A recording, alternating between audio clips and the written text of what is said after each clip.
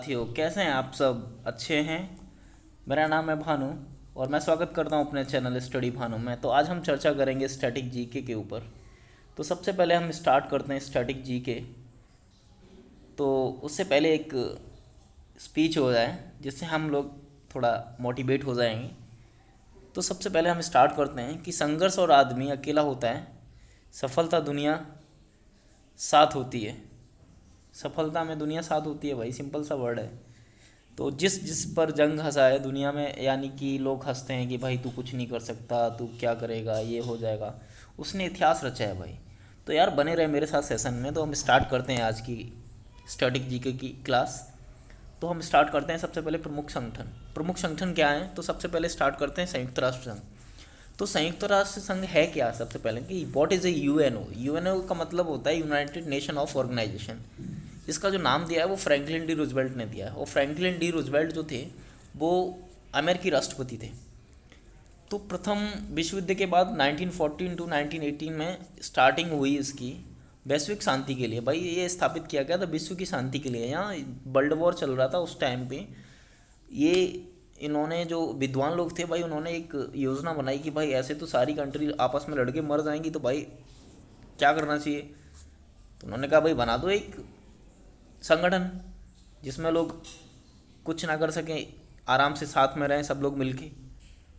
तो उसमें वैश्विक शांति के लिए इसको बनाया गया, स्थापना की गई इसकी। फिर उसी टाइम पे एक और संगठन हुआ जिसका नाम था लीग ऑफ नेशंस, जिसको राष्ट्र संघ बोल सकते हैं। राष्ट्र संघ मान यानी कि ग्रुप बोल सकते हैं, ग्रुप।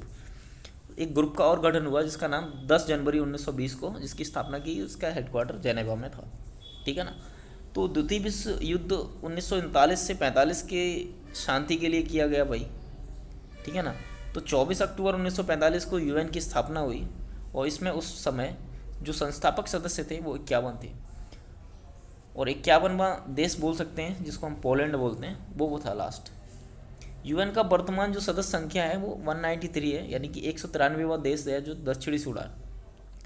और इसका मुख्यालय न्यूयॉर्क में मैनहट्टन द्वीप में। इसके लिए ज़मीन दान दी गई। वो रॉकफेलर थे जो अमेरिकी बिजनेसमैन था। तो बनकर ये तैयार हुआ 1952 में। और सबसे पहले हम जानते हैं कि संयुक्त राष्ट्र संघ का ध्वज है वो गेहूं कलर का है, सिंपल सा वर्ड है। इसके दोनों किनारों पर जैतून की पत्तियां हैं, यानी कि गेहूं के आकार की पत्तियां लगी हुई हैं। बीच में ग्लोब यानी कि विश्व का मानचित्र यानी कि वर्ल्ड का मैप दिया गया है। ठीक है। तो संयुक्त राष्ट्र संघ की जो भाषा है वो अंग्रेजी, फ्रेंच और अन्य मान्यता प्राप्त भाषाएं, चीनी, अरबी, रशियन, CARS बोल सकते हो, जिसको ट्रिक में यूज़ कर सकते हो आप अपने हिसाब से। जो ट्रिक लगे आपको बेटर वो आप याद करने के लिए बना सकते हो। Mostly SSC, UP police, static GK पूछा ही जाता है रेलवे वगैरह में। तो संयुक्त राष्ट्र का एक चार्टर था, अध्याय 19, कुल अनुच्छेद थे उसमें 111। इस चार्टर पे सबसे पहले शुरुआत करते हैं ना 50 सदस्यों ने हस्ताक्षर किए थे, जिसमें भारत भी अपना इंगेज्ड था, यानी कि शामिल था उसमें। ठीक है। अब संयुक्त राष्ट्र संघ के 6 अंग होते हैं। अपन सोच सकते हैं कि 6 अंग कौन कौन से हैं। यस, बिल्कुल सर, बता सकते हैं। यस। नंबर 1 महासभा, सुरक्षा परिषद, आर्थिक सामाजिक परिषद, प्रन्यास परिषद। प्रन्यास परिषद से हम सपोज करते हैं कि 1994 से कार्य करना बंद कर दिया, तो मान सकते हैं इसको हम बैंड कर दिया है। फिर नेक्स्ट आता है हमारा अंतर्राष्ट्रीय न्यायालय और सचिवालय। इन सभी के जो हेडक्वार्टर्स हैं वो न्यूयॉर्क में है, परंतु अंतर्राष्ट्रीय न्यायालय का हेडक्वार्टर है हैंग। हैंग कहाँ है? The Netherlands. ठीक है, नीदरलैंड बोल सकते हैं, सॉरी। महासभा स्टार्ट आता है कि उपनाम विश्व की लघु संसद बोलते हैं। अगर स्मॉल पूछे कोई आपको, विश्व की महासभा या विश्व की लघु संसद किसको कहा जाता है, तो महासभा को बोल सकते हैं। किसी भी एग्ज़ाम में कोई सा भी क्वेश्चन आ सकता है, कभी किसी ने नहीं जाना। ठीक है। और आने को कुछ भी आ सकता है भाई। दिस इज़ महासभा। महासभा को क्या बोलते हैं? विश्व की लघु संसद। तो इसे आपको याद होना चाहिए। ठीक है। नेक्स्ट स्टार्ट करते हैं इसमें कि इसका उपनाम विश्व की लघु संसद तो है, लेकिन इसमें प्रतिनिधित्व जो भेज सकता है परंतु वोट नहीं कर सकता। ठीक है। बैठक हर वर्ष होती है इसकी सितंबर के तीसरे महीने में, मंगलवार, और दिसंबर के मध्य तक चलती है। इसमें 1 अध्यक्ष और 21 उपाध्यक्ष, 7 मुख्य समितियों के अध्यक्ष, और ये चुनाव कराती है जिसमें आप पार्लियामेंट जैसे भी होता है वैसे ही सेम। इसका कार्य होता है बजट तैयार करना, यानी कि कैबिनेट का काम होता है इसका। ठीक है। बजट हर दूसरे वर्ष महासचिव द्वारा पेश किया जाता है। नए सदस्य शामिल करना, महासचिव की नियुक्ति करना सुरक्षा परिषद की सिफारिश पर। ठीक है। अब इसमें पूछा जाएगा आपको महासचिव की नियुक्ति कौन करता है, तो आप बता सकते हैं कि महासचिव की जो नियुक्ति करता है वो कौन करता है, सुरक्षा परिषद करता है। तो आप इस चीज़ को भी ध्यान रखना है कि सुरक्षा परिषद महासचिव की नियुक्ति करता है, किसकी सिफारिश पे, सुरक्षा परिषद की सिफारिश पे महासचिव की नियुक्ति करता है। नेक्स्ट हम चलते हैं अपना, इसमें आता है कि सुरक्षा परिषद क्या है, व्हाट इज सुरक्षा परिषद। इसका उपनाम है दुनिया का policeman, as it is security guard. इसमें कुल सदस्य संख्या है 15, इसमें से 10 अस्थायी और 5 स्थायी रहते हैं, जिसका चुनाव महासभा कराती है 2/3 बहुमत से, ठीक है ना। जिसमें से अस्थायी सदस्य जिसको हम बोलते हैं, एटलीस्ट हम आपको बताते हैं, आप याद रखो इसको, वीटो पावर क्या है, अस्थायी सदस्य और अस्थायी सदस्य, इनमें अंतर क्या है, व्हाट इज द डिफरेंस। ये 2/3 बहुमत से पास होता है। अस्थायी सदस्य जिसका भारत सदस्य है, आपको पता है। नेक्स्ट है आपका अमेरिका, ब्रिटेन, चीन, फ्रांस, रूस, ये जिनके पास वीटो पावर है, ठीक है। This is the handling power of veto, simple. ये पावरफुल कंट्रीज़ हैं। अमेरिका तो पहले से ही पावरफुल है भाई, ब्रिटेन, चीन, फ्रांस, रूस। अब मेन पॉइंट है कि चीन इस पे सिग्नेचर नहीं करता है 2/3 बहुमत वाले पास करने के लिए, वरना इंडिया को भी वीटो पावर मिल जाएगा, ठीक है। अब नेक्स्ट आता है कि सकारात्मक निर्णय के लिए 15 में से 9 सदस्यों की स्वीकृति जरूरी है। भारत 8वीं बार अस्थायी सदस्य चुना गया 1 जनवरी 2021 से 31 दिसंबर 2022 तक। और सबसे ज़्यादा अगर पूछा जाए कि सबसे ज़्यादा अधिक बार सदस्य कौन चुना गया, तो वो जापान है।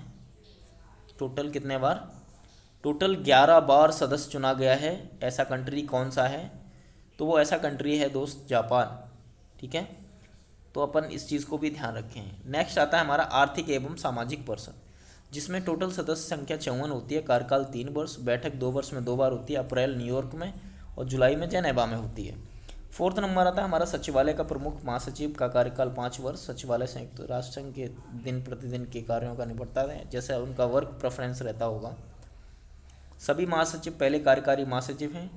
ग्लैडविन जेब्र यूके के थे पहले महासचिव। त्रिगवेली नॉर्वे, इस्तीफा दे दिया था उन्होंने, ठीक है। डेंग होमरजेंट, और वर्तमान में अगर पूछा जाए तो कौन है, एंटोनियो गुटेरस। यूथ म्यांमार के थे पहले एशियाई और गैर यूरोपीय थे वो। बुतरस दाली मिस्र के थे पहले अफ्रीकन, ठीक है। अभी वर्तमान में अगर पूछा जाए कि वर्तमान में महासचिव कौन है, तो एंटोनियो गुटेरस, कहाँ के, पुर्तगाल के हैं ये, ठीक है। कहाँ के हैं, पुर्तगाल। तो ये सेशन में इस चीज़ को भी मोस्टली आप याद रखना कि संयुक्त राष्ट्र संघ की महासभा के सदस्य यानी कि सचिव कौन है, तो एंटोनियो गुटेरस। हमारा सेक्शन आता है नया कि अंतर्राष्ट्रीय न्यायालय क्या है, व्हाट इज अंतर्राष्ट्रीय न्यायालय। तो स्थापना 3 अप्रैल 1946, हेडक्वार्टर हैंग, नीदरलैंड। चार्टर अध्याय 5 अनुच्छेद 70 में आता है इसका, ठीक है। न्यायाधीशों की संख्या 15, कार्यकाल 9 वर्ष का। कोई भी 2 न्यायाधीश एक देश के नहीं होते हैं, इसमें सेम प्रेफरेंस सेम कंट्री के नहीं होंगे, ठीक है ना। अध्यक्ष इनमें से ही चुना जाता है, बट उपाध्यक्ष भी कार्यकाल दोनों का ही 5 वर्ष। अध्यक्ष का भी 3 वर्ष करेगा, उपाध्यक्ष भी इसी में से चुना जाएगा। यानी कि सब, जैसे अपन यहाँ चुनाव होता है तो उसमें एक होता है मुख्यमंत्री यानी कि चीफ मिनिस्टर, एक होता है उप मुख्यमंत्री। सेम प्रेफरेंस उपाध्यक्ष और अध्यक्ष का होता है। जो न्यायालय की भाषा है वो फ्रेंच है, अंग्रेजी है। इन 2 ही भाषाओं में गिनती करते हैं। न्यायालय का कोरम 9 जज होने ही चाहिए, ठीक है। अपन सेशन में देखते हैं कि न्यायालय का कोरम 9 जज करते हैं। न्यायालय में पहले भारतीय मुख्य न्यायाधीश डॉक्टर नागेंद्र सिंह थे। न्यायालय में पहले न्यायाधीश बेनेगल रामाराव, वर्तमान में न्यायाधीश दलवीर भंडारी। न्यायाधीश को महासभा चुनती है। तो thank you for all. Static GK का आज का सेशन समाप्त होता है। आते हैं नेक्स्ट सेशन में, तब तक के लिए धन्यवाद। Please subscribe this channel. Thank you so much.